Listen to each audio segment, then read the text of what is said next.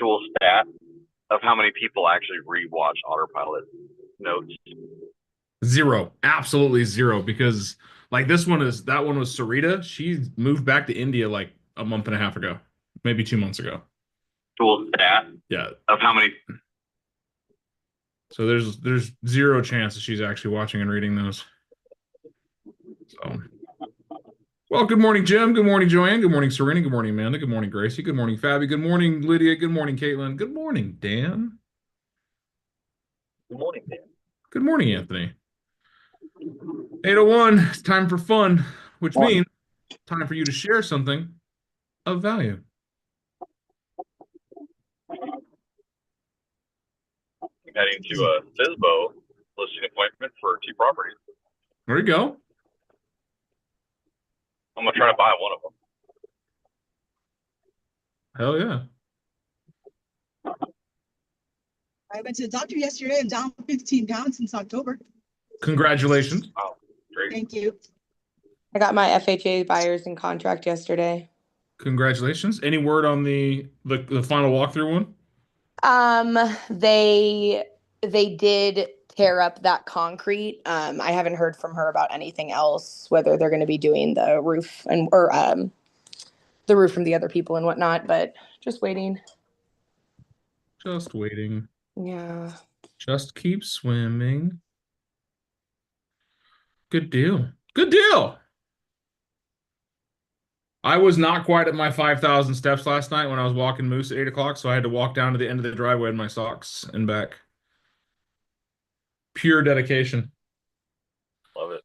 But I'll tell you, I finished the day out at 5,074 steps.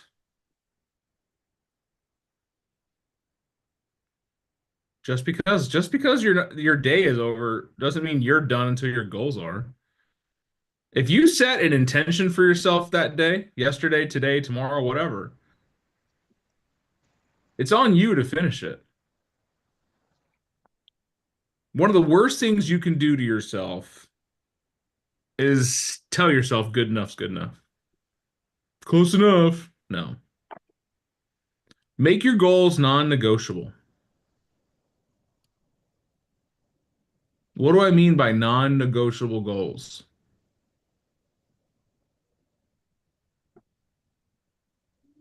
Goals that can't be changed. You won't allow them to change. I like that second sentence better. Say it again. You will not allow your goals to be changed. Right. Can a goal change? Absolutely. Right? You can lower your goal. You can make it more attainable. But if you are pushing for a destination in life, why change the goal? Don't change the goal, change the activity. Don't change the goal, change the plan. Don't change the goal, change the price. Yesterday, I said we're going to talk about pricing today, and that goes alongside of goals too, right? Is the seller's goal to sell the house? Yes. I think their goal is to net as much as possible. Yeah, it's always going to be as net as much as possible, but sometimes it just doesn't make sense. Sometimes you're working on something that you're like, hey, listen, you want to get the home sold. This is what it's going to take to get there. Don't change the goal, change the plan. Have you ever heard of a seller saying, you know what, I'm just going to pull my house off the market and wait for the market to get better? Yeah, you could absolutely do that. But at what cost? We had people in 2019 say, you know what, I'm going to wait to buy a house until the market gets better. Now, most of you weren't around for 2019, but Anthony and I can tell you, and he's not even here anymore, that waiting from 2019 to now crippled their ability to buy something. Not only live, they lost $100,000 or more in equity. Yeah. If they'd have bought a house in 2019, they would have bought it in a position to refinance it a year later for half the rate, gained $100,000 in equity, and been sitting pretty forever. You waited 1 year. Now you paid 20% more for the house. You got a great rate, but you paid more for the house. You waited a year later, you paid $100,000 more for the house, Yep. got a okay rate, but you still paid, and you had to probably throw away some of your opportunities for inspections and some contingencies. But hey, if you waited a year, then you paid top dollar for the house, absolute highest value it was, and you got a shitty rate. So I love to have that conversation is, okay, we'll gladly pull your house off the market and wait for the market to get better, but how long are you willing to wait? If you had a home in 2008 and when things went south real bad, how long did you have to wait before the values came back up? About 18 months. 10 years. Oh, in 08? Yeah. Oh, because 10 years. Arizona's a little different. On average in the nation, not just in your freaky California economics. 10 years on average. So if you got a buyer, tell them to buy now. If you got a seller that wants to sell that's worried about getting it sold, then talk to them about it. You can either chase the market or lead the market. If the market is on a slide going down, the next house that comes on the market is your competition at a lower price. So what do you need to do? Right? We're not changing our goal of getting the home sold. We need to change our plan, change our thoughts. It's critical that we are informing our communities, right? We're having great conversations with our sellers about their competition. If another house came on the market that's directly comparable to them and it came on $10,000 less, what's that going to do for the viability of selling their house? It's going to go down Why is that? because they're going to be comparing exactly what they had. Like they're going to compare and be like, that's cheaper. Let me go with that. So what if your sellers are super difficult? They're like, I don't care. My house is better than theirs. I'm not going to sell. I'm not going to lower my price. Well, then sit on the market. Yeah. Yeah. Put them in the Sit on the car market and and see. drive them to the competition. What's Say, what hey, is come with me. We're going to go look at this house. And we're going to see what's different about it. Oh my God, they have a way nicer yard. Oh man, look at this entry. Look at this tile. Look at the granite. Man, don't you guys wish you had these same features in your house? Now, if you were buying a house, which one would you pay the same dollar for? I want to buy this one. It's nicer than mine. Then what should we do? reduce the price? All right, Fabby. You can either follow the market or you can lead the market. What do you want to do? I'm going to lead the market. What's that look like to you? Reducing the price and getting this thing sold so I can move on. Is that a tough conversation to have? Yes. And a lot of agents have a hard time having that pricing conversation because they see it as, I failed. I didn't value this house correctly. I failed. No, you didn't. The market changed. You guys remember from yesterday, who sets the price? The seller, Sellers. Buyers. Who sets the Oh. value? the buyers. The buyer. The buyers. All right. Appraisals aren't out there confirming the price. They're out there confirming the value. How many stores have a before price and then the sale price?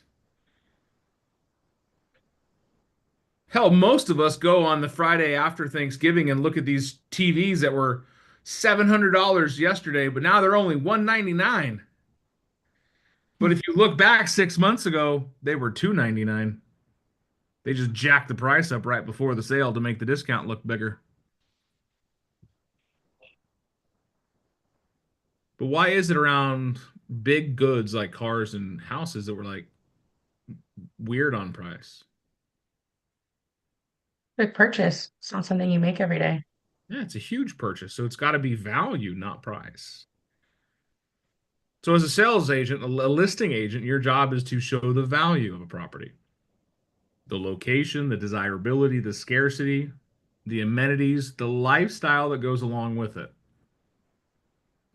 And we know by the mathing and by the maps and all the cool guides and stuff that we have that if we're not getting showings or we're not getting offers, we know our prices are a little off. If you got 60,000 people that have looked at a property and you've had one showing, you're probably off on price. But you earn the right to reduce the price by consistently educating your client. Every week, this is what's going on. This is the feedback. We've had 1,200 people look at it online this week. Nobody's seen it in person. We had 36 people save it today alone. But nobody's wanting to come look at it in person. These are metrics that allow you to see the pattern. Why would somebody save a property online? Come back to it. Tell me more. Maybe they're thinking about seeing it on the weekend. They want to send it to somebody. They'll come back to it when the price is lower. Mm. They're watching it, see if they have a price reduction. They're interested in it, but they don't see the value at the price, so they want to see if it's going to drop.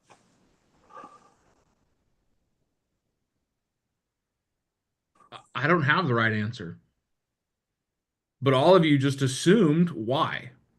And do you think there might be a buyer out there that has this same belief? I like this house, I just don't like it at that price. I like this house, I'm just not ready to buy yet.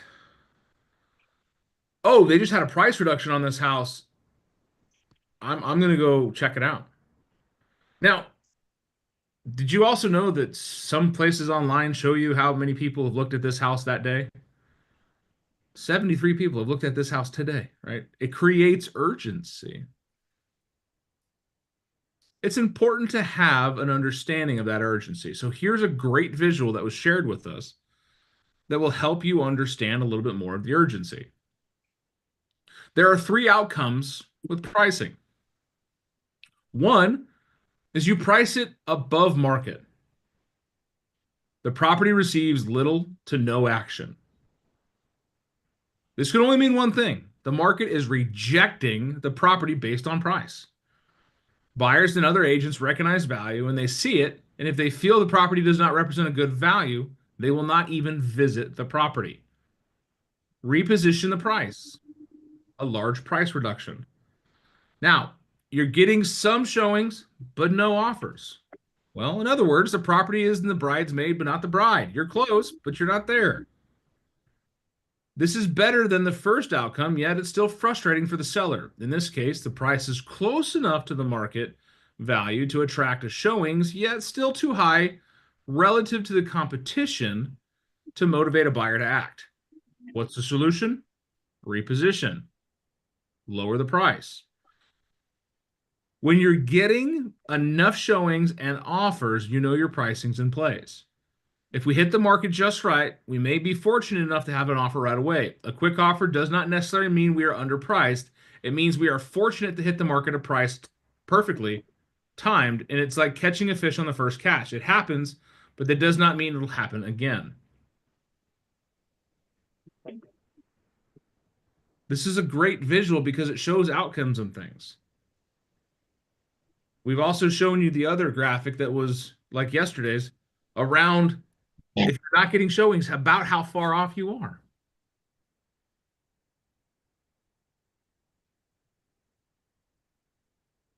Who bought something on sale recently? I only buy stuff on sale. We know, Jim. Jim's last name is Fullerberg. My buddies call me Costco Jimmy. Costco Jim. I get it. So here's the thing. What was the discount percentage? 50% off. Abby bought something 50% off. Dang. No. It's like a steal. Well, because most people like the percentages off, right? They're like, oh, I want to take 10% off. What's 10% of the list price? 30, 40, 50, 70, 80 grand? Are you 10% off? If you got no online showings, no in-person showings, no offers, you might be 12% off, 15% off.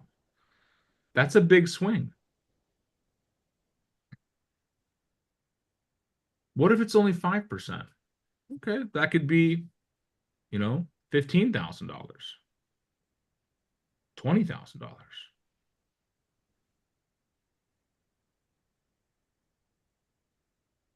You might just discount the house ever so slightly that it drops it into a brand new tax bracket or a brand new search bracket. Think in 25s. We talked about this last week a little bit, like why range pricing can be beneficial, but it's kind of shisty. Because it allows you to market a lower price bracket. If you are selling a house for $400,000 and you price it at $399,999, what have you done to yourself? Cut out everyone Everybody in that for 100 400. plus. There was a lot of people at the same time. Caitlin I first. think we all had the right answer. Costco Jim, silence. Yeah, no, I said the same thing as him. Okay, what was it? Caitlin, Hello. what was your answer? Hi, sorry. For the you cut out everyone in the 400 bracket plus. Okay. You cut out everyone looking in the $400 bracket. Because people, when they search for houses and pricing and brackets, they go to lowest to highest.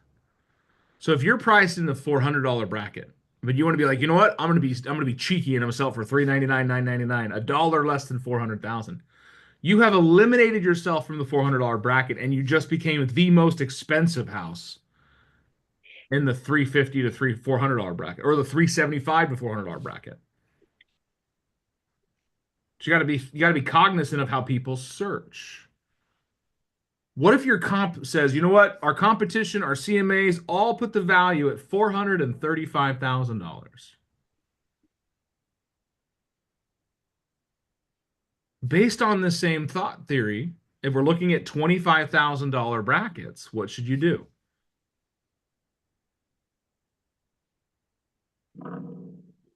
Lower it to 325 or price it listed at 325. Well, Jason, I don't want to have my house cheap sold. I don't want to give it away. It's not necessarily giving it away. It's making a mindset of showing a value in it, and now create a sense of urgency. People want a deal on it, so they're going to see that and bid it up. So you're more likely net more money. Was that an easy overcome the objection? Well, my house is worth $435. Why would I list it for $425? Dan, I add on there too. Like, I want you to sell your house. I don't want you to sell your house at that price either. Matter of fact, you sign all the offers at the end of the day. If you don't like them, don't sign them. But my job is to get as many buyers in here as possible. And this is the best way to do it. Yeah, our job are to put more eyeballs on the property. Write this down. More eyeballs on the property, more feet in the door, and more offers in hand.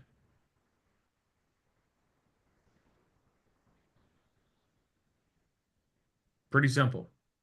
Everybody thinks a list price is the sale price. It's And they think if somebody makes an offer that they have to accept it. It's a marketing price. So we got a house listed at $350.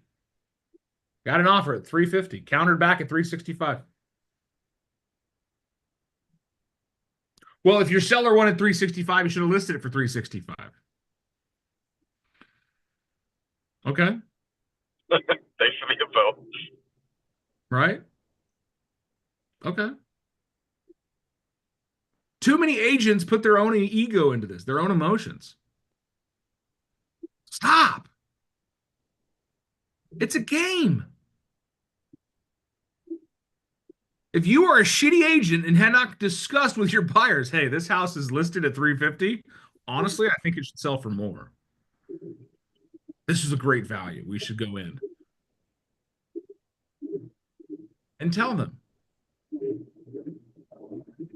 Tell them this is a great value. This is a good deal. Other agents are probably looking at it. Other buyers are probably looking at it. We should make an urgent decision. But if you're the type of agent that's just like, well, if you wanted 365, you should have listed for 365. All right, Joanne, get out of here. You're with your nonsense, you dinosaur.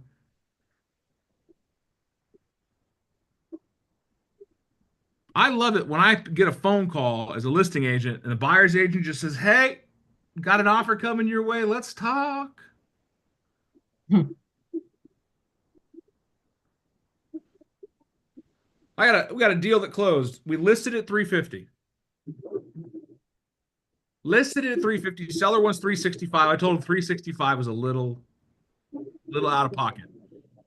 There's a house down the street that's bigger than yours that has a fully remodeled everything, the backyard, beautiful, everything better than yours at 365, and it's still on the market. So why don't you come in below that? We talked about the pricing brackets. We talked about all that. I was like, we're going to list it at 350. We're going to list it at 350. They're like, well, I don't want to leave money on the table. I was like, how about this? Do you want to leave money on the table or do you want to leave your house on the market? Coming soon. Goes Monday. A couple weeks ago. Goes coming soon on Monday. Sign in the ground. Sign says coming soon. Get a phone call that day. Hey, when can I see the house on this street? I say it goes live on Thursday.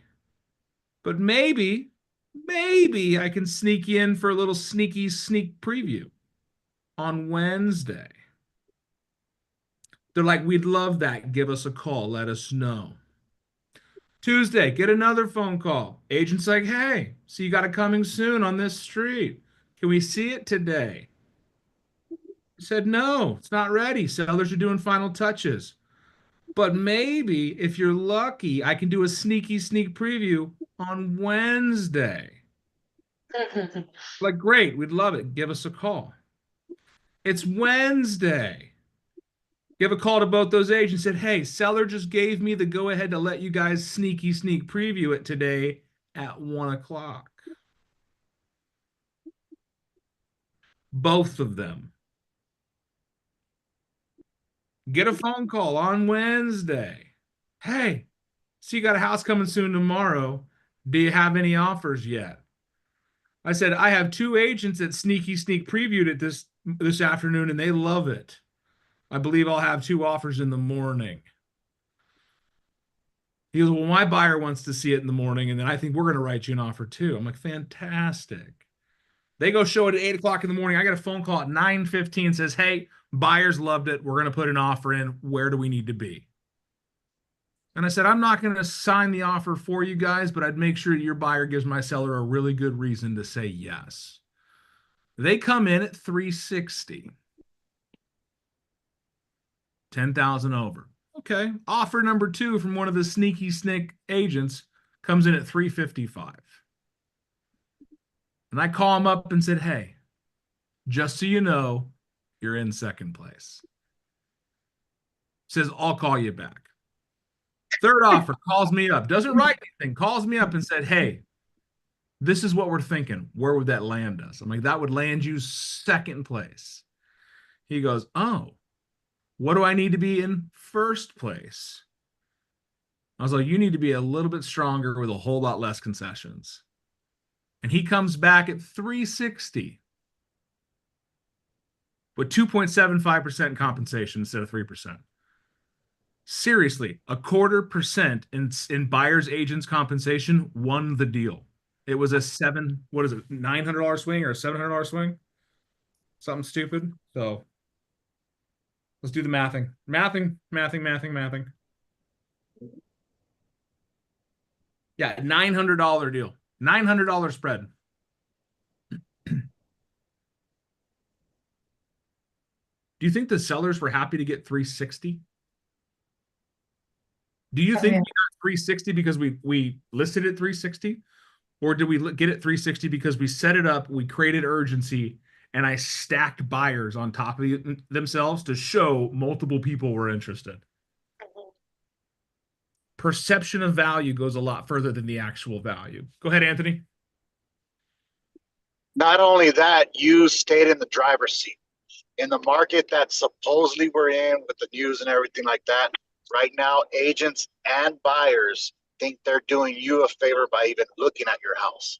If you stay in the driver's seat and you act like you're doing them a favor by even showing them the house, you're gonna get better offers. I'm showing value in scarcity. Let me show you something we got yesterday. This is a great way of creating that value without any tangible value. Let me open up this email so you guys don't get to read the rest of my emails because that would be damaging. Ooh, girl. Let's not have that happen today.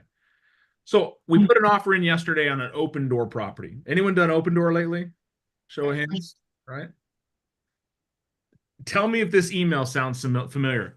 My seller wanted me to communicate that we are in receipt of multiple offers. In order to fair and involved, so to be fair and all involved, we're requesting your client's highest and best offer by 9 a.m. tomorrow. Or notify us that this is their highest and best offer. Note, please do not resubmit a new offer through the portal. Any changes can be communicated. Reply to this email after the deadline. I will provide feedback no later than 2 p.m. today. Seller's preferences. If the buyer's over list price, include an appraisal waiver. No seller concessions, no home warranty, closing within 28 days, and a pre-approved or pre-qualified letter. Please advise either way. Let me know if there's anything I can do. That's fully. Ew. Anyone gotten an email like that from Opendoor? It sounds fake. Every offer I've ever submitted to Opendoor, I've gotten that email too. Especially the part that they don't want you to resubmit on non-legal forms. Not even that, Jim. They're creating some urgency. That sounds unethical to me. Hey, you know what? We've got another offer. Are you guys interested? Has Opendoor been sued lately for their ethical behaviors? Just saying. Maybe it's a sales tactic. So we have a very powerful AI assistant, right? Don't we? ChatGPT, pretty fantastic. So I put it in there and said, hey, scrub the net. Tell me what you can find. Comes back with, you're right to question the authenticity of the multiple offers claim in the messages received from Opendoor. Many buyers and agents have reported receiving similar communications, often using nearly identical language. Wow. Even when the property's market activity doesn't support such claims, this pattern suggests that these messages may be part of a standardized tactic to create urgency and encourage buyers to submit higher offers. Guys, it's a great plan. Can you put that in the chat so I can use it on my listing? What? I'm just kidding. I can put it in chat. Whatever you need. I'm just kidding. But there's the thing. It's creating urgency. So I called the buyers. We got this email at 4:10 yesterday. The buyers didn't respond until 8. And my other agent, the co-agent on this one that's doing the deal, and I said, hey, just so you know, we got this email, communicate it to the buyers and see if they want to change anything. It could be a sales tactic. It could be a legitimate other offer. I don't know. We won't never know. But the beautiful thing is the buyers can make the decision today if they want to increase their offer or if they want to say, you know what, I'm good where I'm at. We went all in and we're okay losing this house over that price. I'll let you know what happens today at 2. Remind me tomorrow. I have a sneaking suspicion this is a sales tactic because I've received that same email from every single offer we've ever put in at Opendoor. I'm not a very smart man, but I pick up on patterns. That's a lie, guys. You know I'm a genius. I, My IQ's higher than yesterday you sent us a paper and it showed percentage to take off when you have a certain amount of showings. Yeah. Do you still have that? That was yesterday. That died with yesterday, Audra. Oh. You're gonna have to go to the YouTube. You're gonna have to watch the video, and you're gonna have to screenshot that image. Okay. Sorry. Sure thing. That you're not a smart man. I have a sudden urge for a box of chocolates. Not very smart, but I like chocolate. All right, guys, did you learn something today? Have tough conversations, align themselves up, but create urgency, create value, and like Anthony said, stay in the driver's seat. Don't just hope and pray something happens. Make it happen. If it's going to be, it's up to me. Repeat it that. If it's going to be, It's up to me. right? Don't. If it's meant to be, it'll happen. No bullshit. It's meant to be, it'll be. No, if it's meant to be, it's up to me. I'm gonna make shit happen. So, thank you, my friends. Thanks, Dan. See you guys in the morning.